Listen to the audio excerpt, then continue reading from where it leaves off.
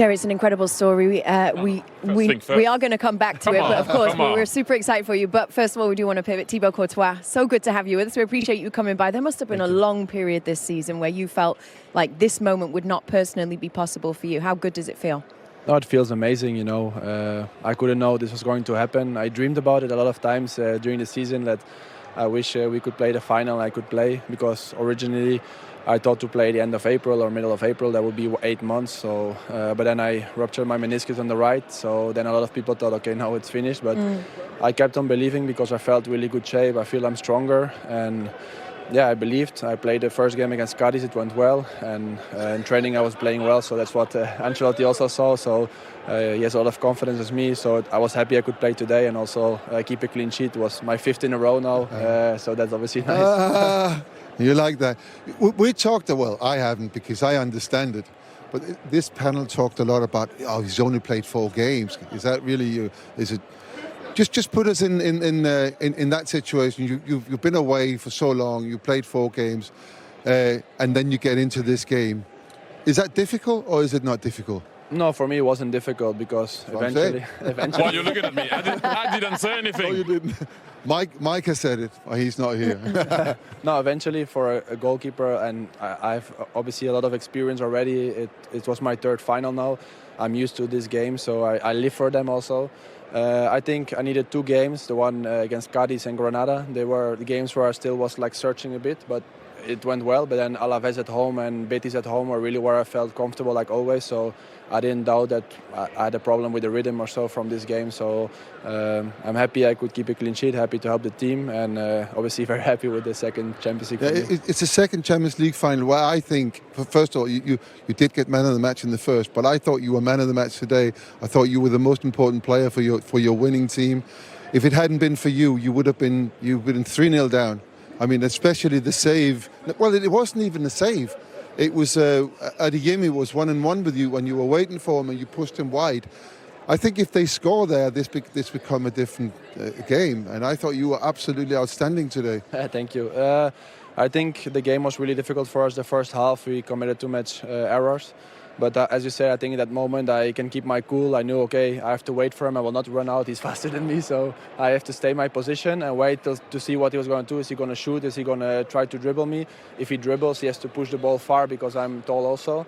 So I just tried to not make a penalty, but if I could touch the ball, I touched the ball. And he went too wide. And obviously that's an important moment. The saves, I don't think they were too difficult that I had to make today. But yeah, I think I was happy to keep maybe calm and that the team feels I'm there behind them. And that calmness that the team feels with me, I think that sometimes it helps the players. You know? You used the phrase there, keep your cool. What is it with this team and the management? I mean, there's never any panic. I mean, I go back to the game at the Anfield where you're 2-0 down and you just keep just plucking away. What is it within the team? I think it's to keep calm, and also in that game you mentioned I made a small mistake, but you know the games are long and you have to continue. I think you can make mistakes, everyone can make mistakes, but it's how you respond to them, is how you change the game. And I think in halftime we knew we were playing bad and we said, listen, the worst happened, let's just win it. Carlo made some changes and we played better the second half. Thibaut, there was a debate that for me wasn't a debate. You've been the best goalkeeper in the world for a very long time for me. You know it, and I told you. And I get annoyed when people say that you cannot play with your feet. That's a lie, massive lie. What do you have to say about that? No, I think in some moments, obviously it looks less spectacular because I just do what I have to do. I think today I could not use it a lot, but you saw me in training in Belgium doing possession games, and you could see I was really good with my feet. So yes, obviously I'm maybe not playing those difficult passes like maybe Ter Stegen does, because I think he's the best with his feet from the goalkeepers. But I can handle myself well, and also in the first half, Tony just played me a ball and I had full crook behind me. I saw him and I played the first touch count to Carvajal, or in the first moment the ball over Adeyemi. So I don't know. People always will try to find where to say you're maybe not one of the best, but I just keep on working hard and to improve myself day to day. For me, you're complete, and you know what I think about you. So once again, I will agree with Peter. You're a man of the match for me tonight. Once again. Congratulations. It's so good to meet you. Thank you so much. We do appreciate you coming through. Thank you. If that goes 1-1. Thank you, man. Thank you. I'll take this. Amazing. Thibaut. Talk about a noisy entrance. Okay. Yeah, you know it was all calm and considered. Just game crash our show. Now the real show starts. Jude, talk to me. How does that feel? Wait, because Jude, first of all, has to explain something. We are so disappointed in you. What happened to the Micah celebration? I've not scored in a while. So. Well, you scored after we made the bet. Hang on. It's been 6 months. Is there. What size You is have that? to put it on. What size is it? Oh, let me see. You have to put it on. Give it a try. We did say shorts and socks as well, by the way. So the bet was you two played FIFA. I can't remember what the bet was. The bet was if Micah lost at FIFA, which you did, then Micah had to wear full kit, though we had said, everybody. But this don't really count, but okay. Full kit. Is this going to fit? But Jude also said that he would do a Micah celebration, and he didn't. Oh, They got you. hair. Oh, yes. There we go. Yes. It's like a glove. There we go. How do I look now? What we got in the back? Beautiful. There it is. Nice. Zoom in on that. Zoom in on Okay. that. He doesn't call you Bellingham, though. He calls you Bellingham. Bellingham. Yeah, I do. It's a Leeds thing. Bellingham, sorry. I'll let you off. Because you're in the shirt now, I'll let you off. But. Man, new league, new culture, new language, weight of the shirt, astronomical price tag. You've handled it all very nicely indeed. Yeah, I think it's been a tough year because there's a lot that goes into playing for a club like Madrid. I don't think you realise the pressure until you get here. It's a heavy shirt, it's a heavy shirt, and to come here and to have this help that I've had and to perform like I have, it's because of everyone that I've got behind the scenes kind of looking after me, all the staff, the players, they make it a joy, and they take that weight right off you. And when I feel like that, when I feel relaxed, that's when I can perform.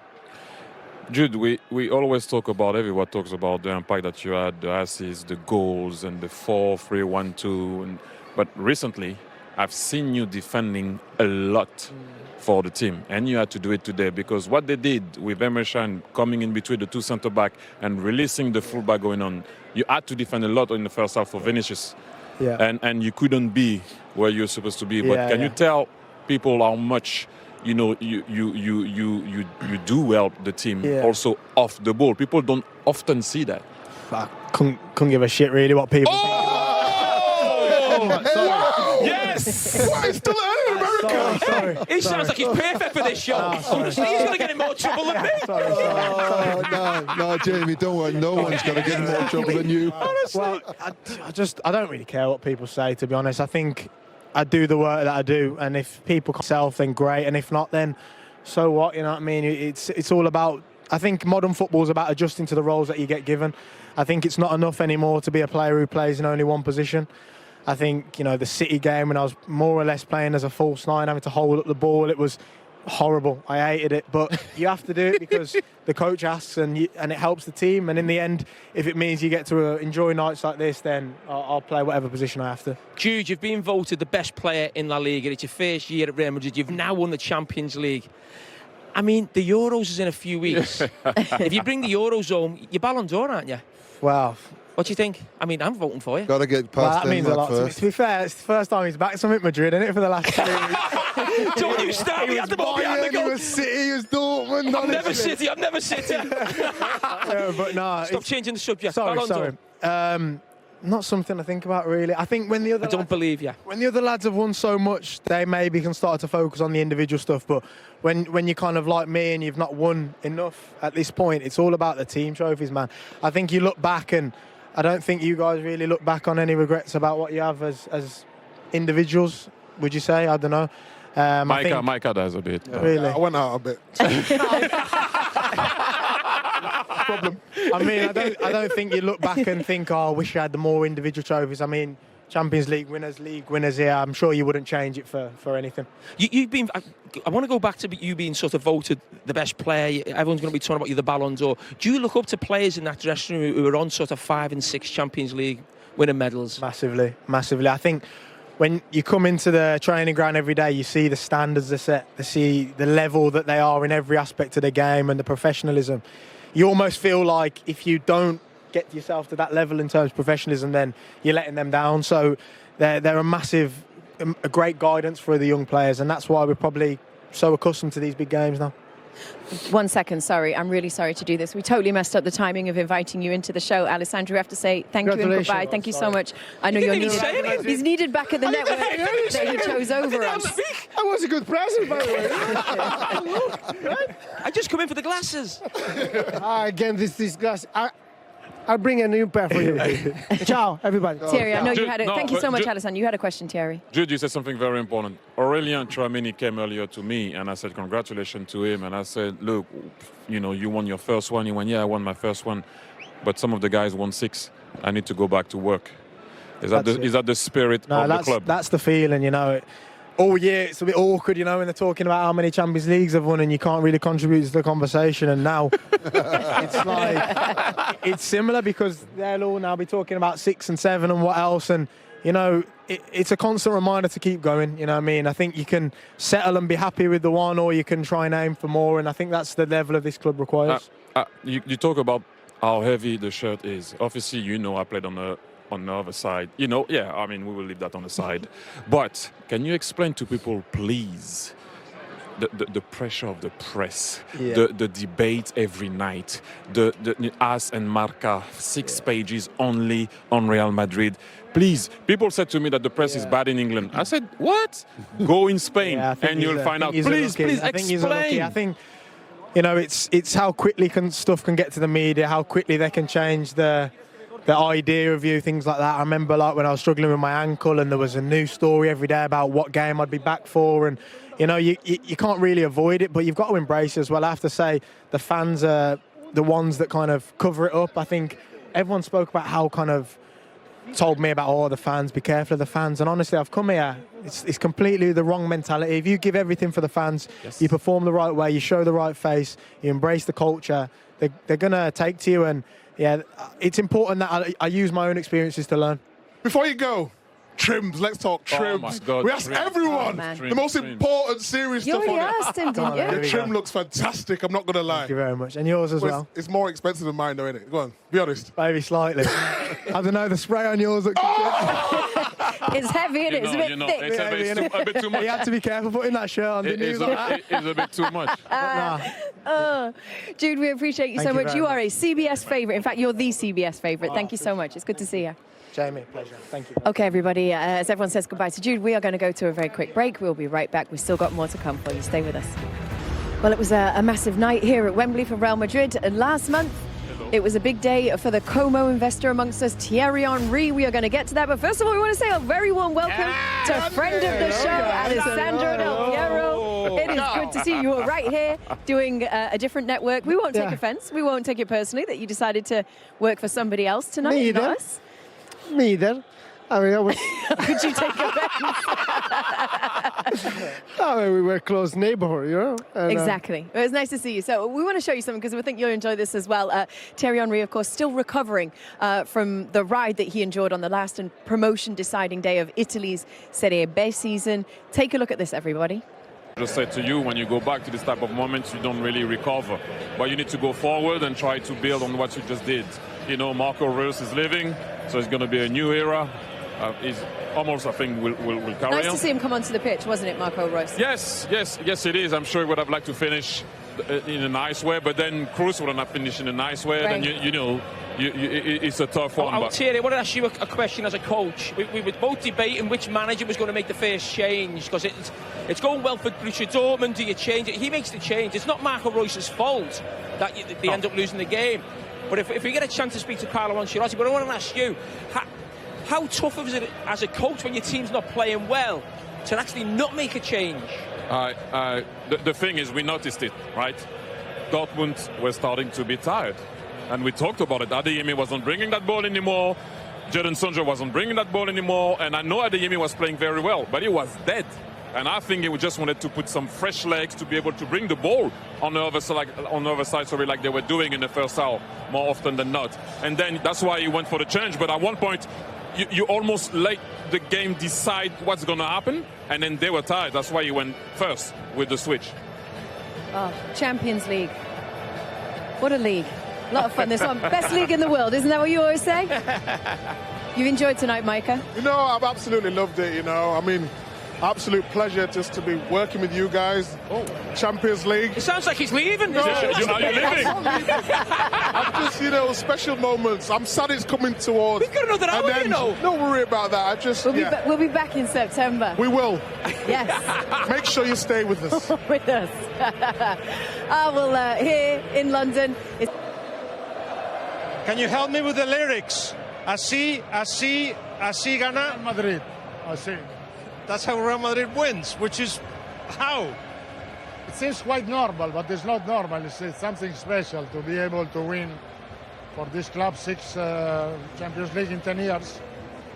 Because, as what happened tonight, it's difficult. Because the Borussia Dortmund played really well. They were strong and better than us in the first half. And in that moment, you have to stay calm, control. No, calm. I said to the players, first half, calm. It is a fantastic result, 0-0, because they played better and they could deserve to stay up. Second half was better. What changed, you feel? I think first we lost a lot of balls, and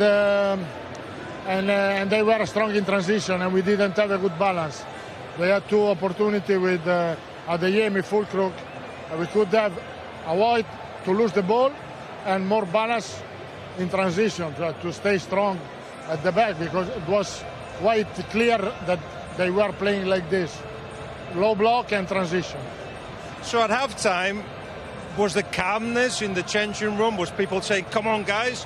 Or you just waiting for your moment to say something? No, they were not nervous. They were calm. I said, you have to do better. They were agreed to do that. They could do better above all the first 10 minutes. And the second half, we started better. And then the logic says that Real Madrid scores with a header from the shortest guy on the pitch, who's a full-back. Yeah, but Carvajal is really dangerous. I think on set pieces this season we did really well. Carvajal scored a few goals also in the league. I think in Sevilla. He's really good. He's not tall, but he's really good. You just equaled the Di Stefano era, 6 titles in 11 seasons. This generation of players, starting from also the players that were not here, Cristiano Ronaldo, Benzema, Bale, did a fantastic epoch. 10 years, 6 finals, 6 victories. It's something unbelievable to think. Have you got the cigar with you? Have you got the cigar? No. I am in the dressing room. Congratulations. Can you hear it? Can you hear the song in the background? Mike, I know you don't know the words, or at least you didn't last time. It's the Beatles, though. Hey Jude. What? So you sing the song? Hey Jude. What did he sing? Na na na na. It's like Hey Jude. Oh, City. Jude Bellingham. Volley. Carlo Ancelotti, fantastic of him to take the time to speak to Guillaume there. His longevity in the game, it is just incredible if you think about the number of Champions League titles and the year span across which he's won that. 2003, 2007, 2014, 2022, 2024. How much longer does he go in the game? Look, it doesn't look like he's going to leave. They love him there. We know he's coming next. You know, don't forget that Hendrik is coming also with, it's going to be announcing, right? Kylian. When you say we, who do you mean? Oh, exclusive. No, there's no exclusive. Not at all. Fun is gone. No exclusive. We know he's coming anyway. But look, you know, it's going to be again the team to beat. So, it's just a tough one. Look, they won the league. They just won the Champions League without the guys that are going to come. So it's not a need, really. It's a luxury. That's what Madrid is. They can. What a coach. I think what's so exciting about them as well when you watch them play is that He's going to dance. He's going to dance.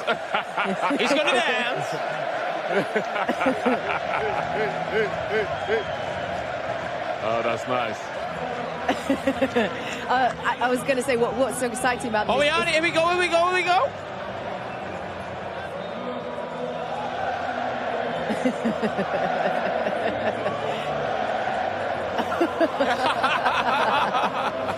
Oh, great shots. The thing about Real Madrid is that you feel that they could do this for decades to come, that their core, their young core is so impressive. It's not just players like Toni Kroos, who, yes, is leaving, Luka Modric, who, yes, is aging and may depart sometime soon.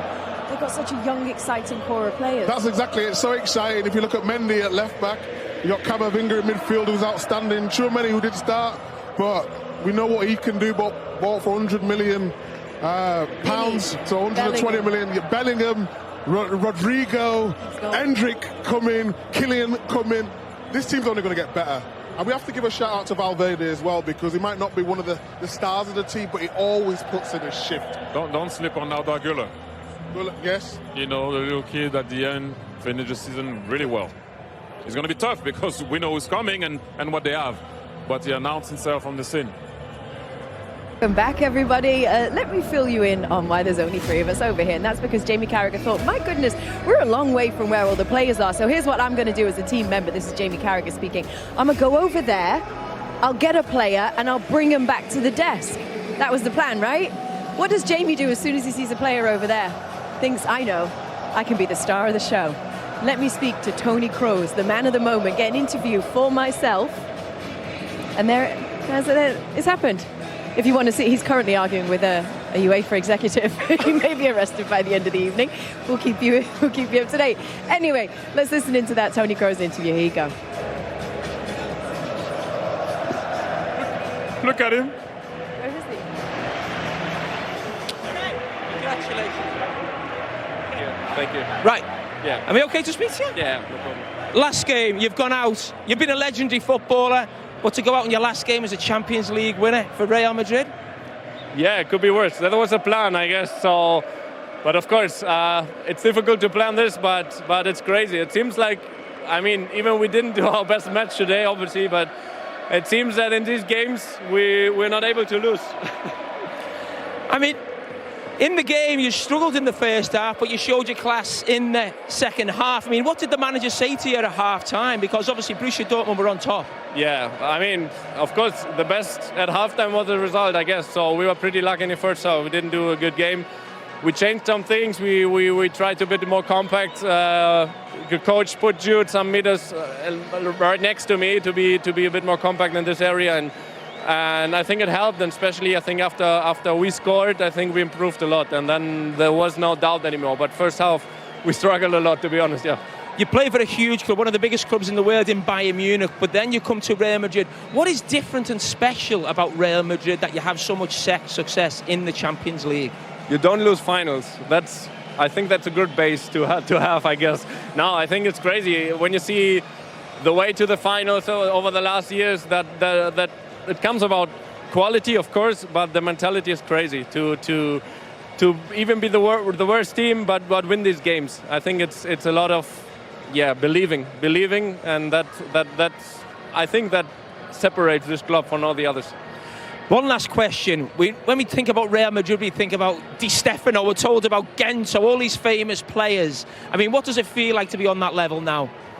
I mean, amazing. 6 titles in Champions League is crazy. Definitely something I never thought I'm going to achieve, but I mean, it's a day. Well done, you're an absolute legend. What a way to go out. Thank you, Jamie. All the best. There you go. Jamie Carragher gets everywhere, doesn't he? Okay. I tell you what, we're going to take you through some highlights. Why don't we start with this? Dani Carvajal, of course, who we know scored the first goal for Real Madrid.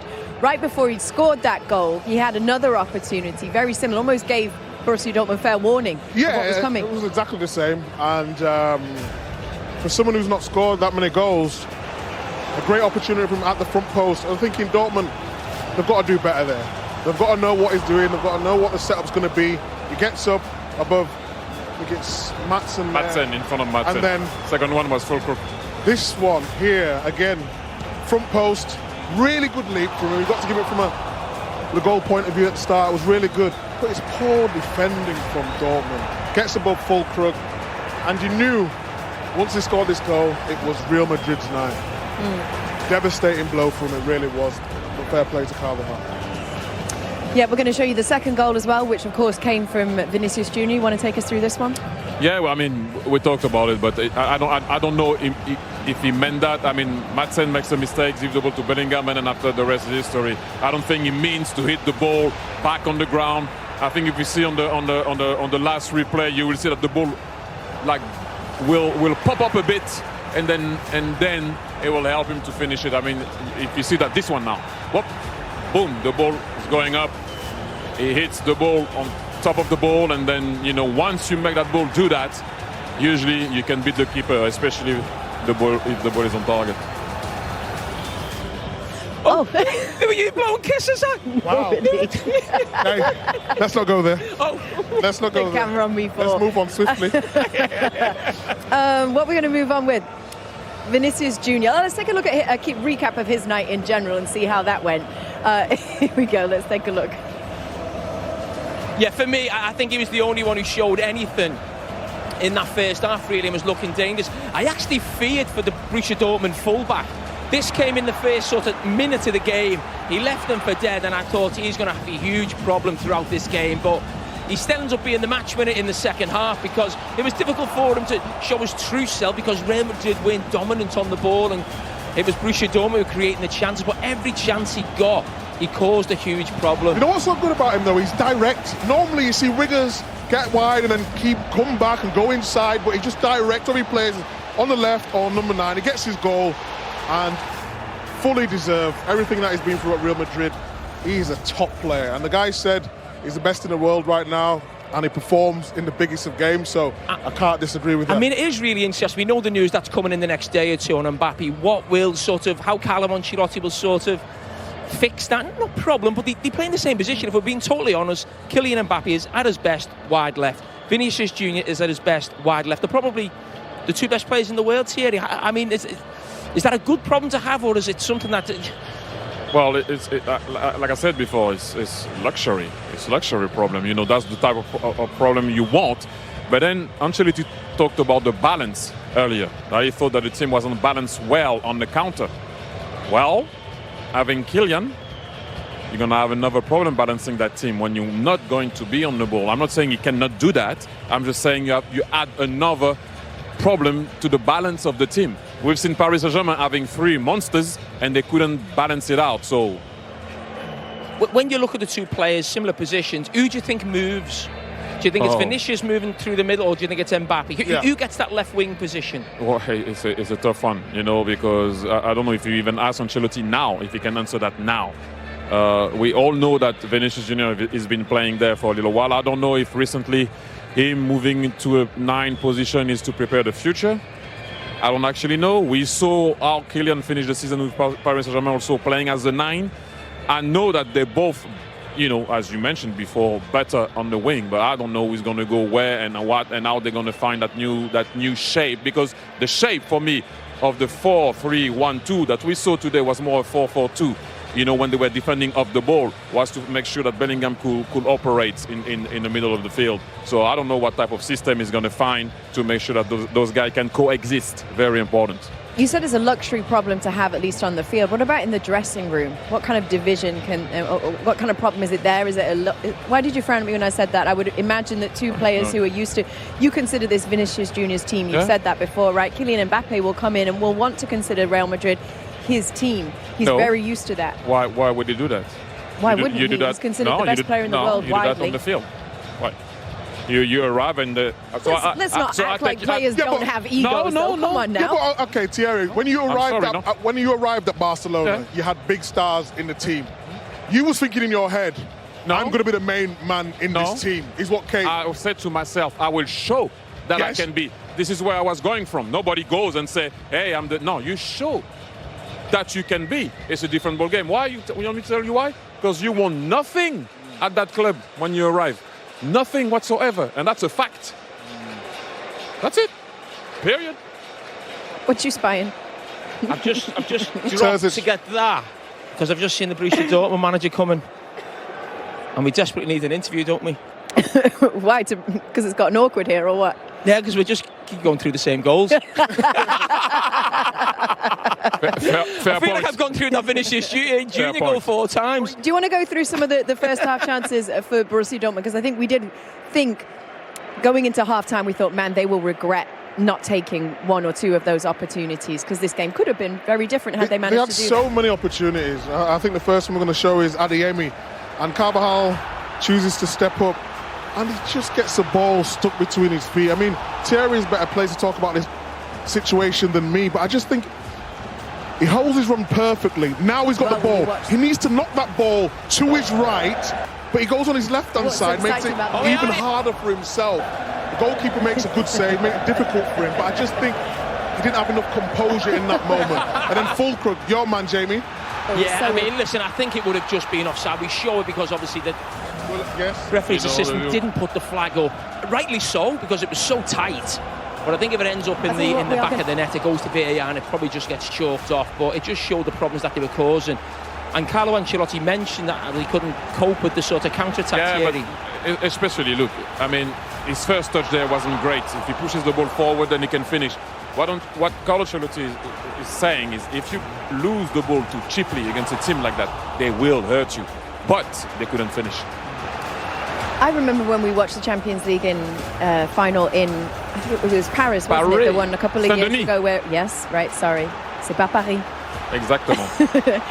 So remember when we watched that final together, Micah, and then, sorry, go ahead, take a look at these Thibaut Courtois. No, I just think for someone who's been out injured for so long, I know he's played the last 4 games before tonight, this is his 5th game, but to come out and put in a performance like that, like TT said, it was the best goalkeeper a while ago, and okay, in terms of the modern day goalkeeper, he's not the most elegant on the eye when playing out from the back, but in terms of shot stopping, commanded his area, crosses, organisation, incredible. Yeah, I mean, that's what I was going to say. When we watched him play in Paris, we were all so impressed. So impressed, in fact, that we had you switch out your seat and we brought Peter Schmeichel in. Oh, wow, we're going to do that again?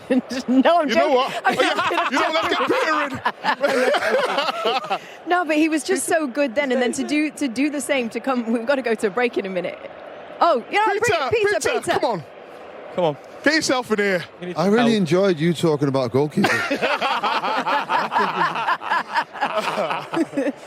I thought I delivered it quite well, to be honest. I think you did really, really well. Okay, but let's go to the master now. The only thing, though, is he's not been out for that long. He's played 4 games. No, I said that. It's enough. Okay. And he's hungry. All right. 4 games is enough, Peter. If it looked bad, you know what we would all be saying? Oh, I'd only had 4 games. Correct. Yeah, but he's got that quality, hasn't he? He's just one of the best goalkeepers ever. And he's just proven that time and time again. Again, I think he's man of the match for the sole reason. I mean, that is a fantastic save. I think the first one where is it Adeyemi who's alone with him? He gives him just nothing. He waits and waits. Yeah. That just shows you that the guy he's ready. That was simple. But I think he's man of the match today for the sole reason that he keeps Real Madrid at 0-0. They don't go in at half-time 3-0 down, which they should have done. 3-0 down, it's even for Real Madrid. That's a mountain to climb. What's so good about him, Peter? As a goalkeeper, I can't believe that you said he's not good on the eye. No, I mean, sometimes he looks a little bit awkward. So if we're talking about Edison, and he obviously got a big frame and all that. I'm talking about the modern Edison with the ball at his feet is just elegant, Yeah, exactly. But then you won't see many goalkeepers as elegant as that. I think he's really good in his overall play. There isn't sort of a weakness. One of the very, very good things I like about him is he controls the box. If the ball comes in the air, he will get it. He doesn't give many headers away. I know that Fulkrug was offside there at the end. He couldn't come for that cross, but he does control his box. And if they give the ball back to him, which we saw in the first half, there was a ridiculous back pass from here. It was a volley. He just took it down nice and easy and passed it out. And he looks calm. He looks composed. He looks good in every situation. And when it's important, he makes the saves. No, I worked with him, and not as a goalkeeper coach, obviously, but one thing that I would say about him is that whenever you're on the bench, obviously when I was with Belgium, you're never scared when the ball enters the box. And for me, that's a sign of a great goalkeeper. He calms people down. And we all played. When that cross come, I'm not scared. I wasn't scared when Thibaut was in goal. And he made mistake in his career, don't get me wrong, but you don't have that feeling. He calms people down. And tonight, what he did, I didn't even see him panic once. His team was suffering. He never stepped out of his line to kill anybody. I'm the goalkeeper. Did you see anybody do that in the whole team? I know, but I mean, what do goalkeeper do usually? Yeah, when you make that save, that's what you're why supposed to do. Why are you looking at me like that? Seriously? I've seen him doing it. What you do, you kill your centre-back making the mistake. He never does. Yeah. Peter, good to have you here with us. We've missed you, man. Good to see you. We are going to entire campaign without losing the game. Yeah. And that surprised me, Macca. Did it surprise you? No, because I've followed them most of the year, to be honest. They've lost once in the league to Atletico Madrid. They lost once in the Copa del Rey to Atletico Madrid. So they're the only 2 defeats they've had all season. So it's no surprise at all. And you don't need to be at your best. We've said that on a number of occasions. You know, they've had last-minute winners against Union Berlin, difficult results against Napoli, but they just find a way to get over the line. And once they're in the knockout stages, that's when they come to life. Mid-February, knockout stage of the Champions League. That's when they step it up a couple of gears. And then we have this familiar end of May, beginning of June, where you see a Real Madrid captain lifting the Champions League. They didn't have it all their own way in the first half. Dortmund were really dominant and will really be kicking themselves for not making the most of those chances. But in the second half, really started to turn it on. Do you think the warning signs were there, Rio, especially for the first goal? Yeah, there were warning signs, but you have to punish the opponents when you get in chances at goal. This is the cup final. This is where little details decide matches. Carvajal, this was a warning earlier, I think 5 or 10 minutes before. Great delivery, same run, second time again. You see him, gets a little bit of separation, bang. Don't give them 2 chances at this level because they'll take it. And it was a great header in the end. But listen, Jose said to me straight away, look at the size of him, he shouldn't be getting 3 headers in them areas from a set piece. It's true, and I think Borussia Dortmund will be disappointed. That's football. It's football. Right, let's go home now. Come on. I don't have stats. I don't have data in my hands. I don't know if Borussia had more ball possession. For sure, they had more shots on target. One goal makes a difference. Real Madrid did have more possession, by the way. They did? In the second half. Yeah. I mean, Borussia Dortmund have had more clean sheets than everybody this year, and the smallest person, we talked about Mats Hummels, who just walked past us before, being immense this year, defensively, even getting on the score sheet a couple of times. And that, as you said, one of the smallest men on the field, after a warning 10 minutes later, goes up and does exactly the same thing again and scores. Let's have a look at the second goal, shall we? This is Vinicius Junior, and it came from a Jude Bellingham assist. Yeah, Jude Bellingham, most assists in the Champions League this year. 5 assists, but he gives the ball. Look at Jude, yeah, hands up. He knows that he gives it to Vinny and he's going to score. But it's unfortunate for the young left-back from Chelsea, Maatsen, because I thought he's been brilliant in this campaign. One little moment of a lack of concentration and he gets absolutely punished. It was a brilliant scuffer, wasn't it? He scuffed his shot into the ground. See you here, perfect. Oh, gets it all wrong, but it doesn't matter. As long as it rustles in the back of the net, that's all that matters. Thing is, though, Steve, as well, decisive player. 2 finals now, 2 goals for this guy. Goals, yeah, I thought that with Carlo, for Vinicius, the goals become wider. This situation, face-to-face with the keeper, on a little diagonal, 4 or 5 years ago, Vinicius wouldn't score. You know, his visual camp got wider. Becomes a player of another dimension. Yeah, he follows Sergio Ramos to score in 2 consecutive finals. I know he never played last year because Manchester City, Inter Milan were in that one, but he scored the year before against Liverpool. He scored again now. Vinicius Junior as well, I just saw doing a celebration to Jude Bellingham. That was Jude Bellingham's celebration, just to show his appreciation, I guess, for that assist. Yeah, listen, there seems to be a great camaraderie between these boys as well. It's not just good footballers together. They look like a good bunch who enjoy each other's company. And that, for your team, Josie, I'm sure when you're managing, you want that, don't you? A good dressing room is so important. If I can find something in common to my most successful teams is a good, healthy dressing room, for sure. And you are right. You can feel it. You can smell it. That these boys are a good family. Yeah, there you go. They're going to enjoy their celebrations for a little bit longer. I think this is the important one. Here we go. Here we go. Where's his cigar? I don't think he's going to be sprinting to the crowd. He cannot smoke on the pitch. Someone's already lit his cigar and he's waiting for him on the way. 1 foot off that pitch. Go on, do it again. Yeah. And Carlo, he's just lifted. Is that his 7th? There we go. Here he goes. Look at his boots. He's got boots. He has got boots. Wow. That is his 5th. That is his 5th. I love that. I love to see that though. Tell you what, he's going to need a sit down after that. He said after the semi-finals as well, we're going to have a party. Here you go, look. He invited Emma Dodds to the party. Hang on a minute, be careful. There's the bumps. Carlo There's the Ancelotti bumps. goes. He might need some yoga and Pilates after this. Goodness me. That was quite incredible, wasn't it?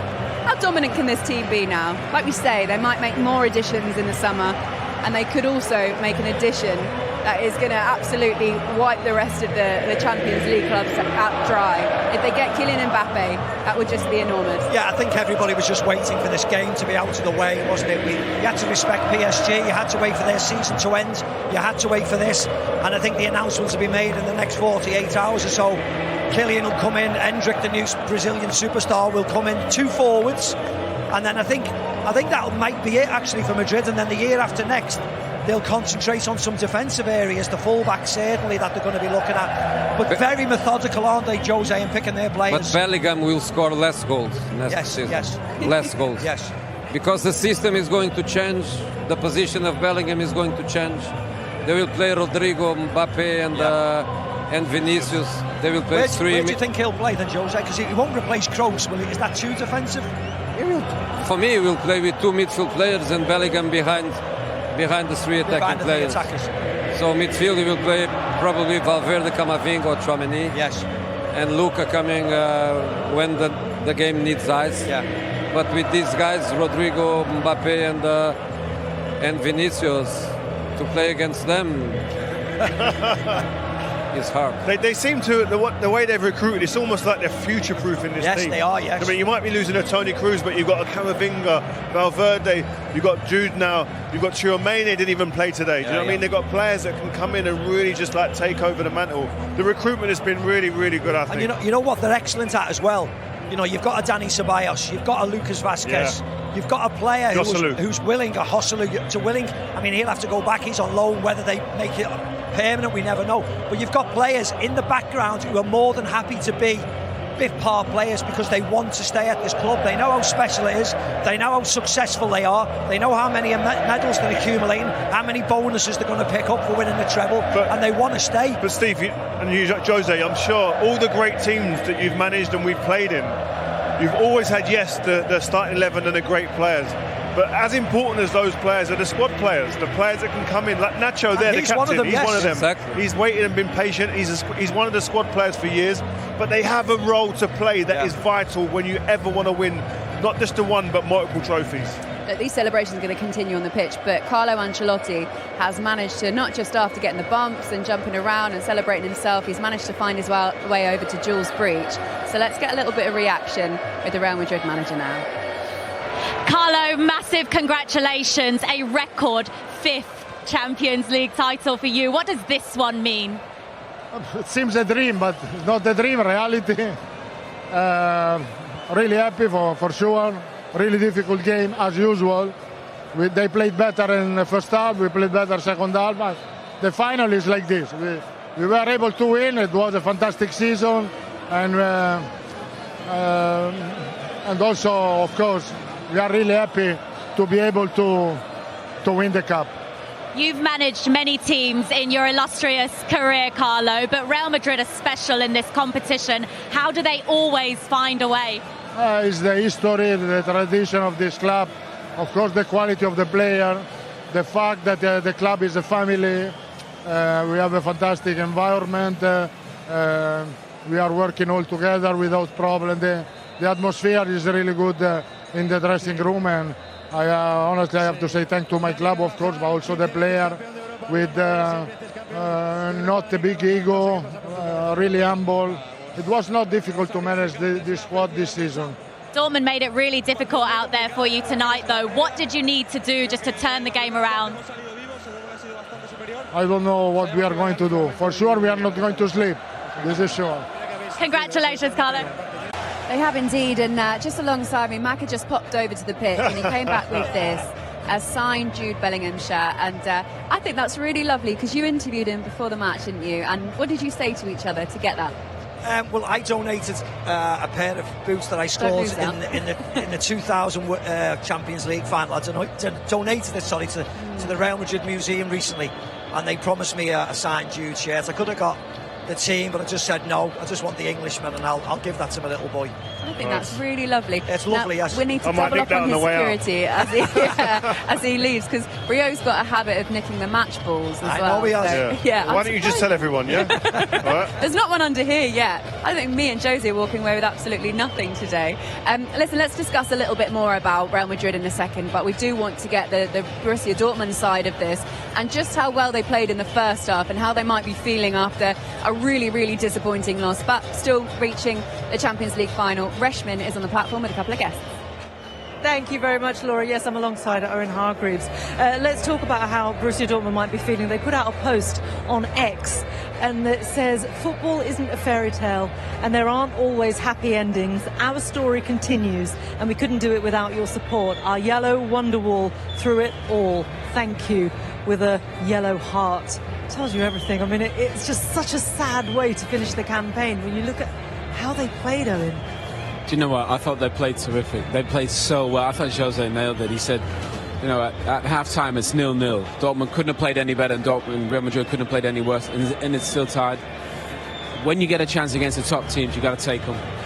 And they just didn't take it. Their final touch, some of the final touches and the finishing just wasn't of the quality they need to be. But everybody at half-time, Maka, myself, everyone said, look, if they get a chance, Real Madrid, they're going to score. They'll take their chances.